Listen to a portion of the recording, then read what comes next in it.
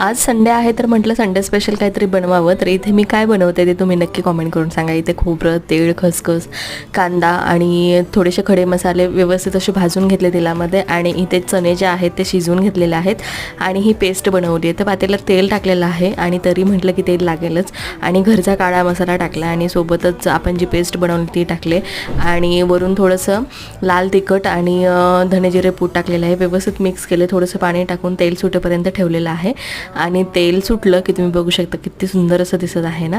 आणि मग चणे टाकले, चण्यामधलं पाणी आणि चणेही ॲड केलेले आहेत आणि परत मी गरजेपुरतं पाणी टाकलं आहे आणि सोबतच थोडंसं मीठ टाकलेलं आहे कारण की चण्यामध्ये मीठ टाकलं होतं.